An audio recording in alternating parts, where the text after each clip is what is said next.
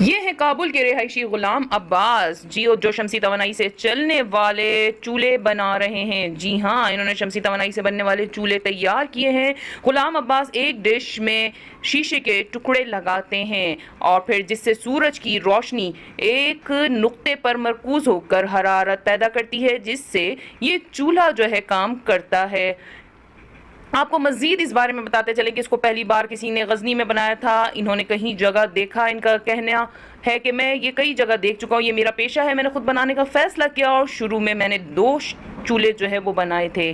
जी हाँ, ये 2 चूल्हे बना चुके हैं और फिर दोस्तों और हमसायों ने हौसला अफजाई की। ये बहुत अच्छी चीज़ थी कि इनकी हौसला अफजाई की गई और फिर इन्होंने मज़ीद आगे इस काम को मुस्तकिल तौर पर करने का फ़ैसला किया। इन्होंने कहा फिर मैं ज़्यादा बनाने लगा, एक बार में ये 8 से 10 चूल्हे बनाते हैं और लोग इसे बहुत ज़्यादा पसंद करते हैं। छोटे साइज़ के भी ख़रीदते हैं और बड़े साइज़ के भी लोग ख़रीदना पसंद करते हैं। मज़ीद तफ़सीलात बताते चलें, 2-3 चूल्हे बनाते हैं तो इनका कहना है कि वो हमारे पास ही रह जाते। लोग इसको पसंद करते हैं और कुछ आर्डर पर बनवाते हैं और कुछ अपने तौर पर बनवाते हैं।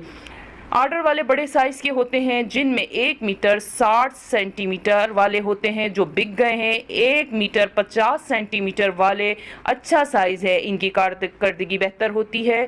इसके अलावा मसलन 4 लीटर वाला 18 से 20 मिनट में पानी उबालता है। दूसरे सूबों को मेरा माल जाता है, मसलन पंजशेर, कंदहार, मज़ार शरीफ और खोस्त भी ले गए। गुज़श्ता दिनों एक पख्तून भाई ने मुझे दुबई से कॉल की और आजकल मुझे दुबई से ज़्यादा फ़ोन कॉल्स आती हैं।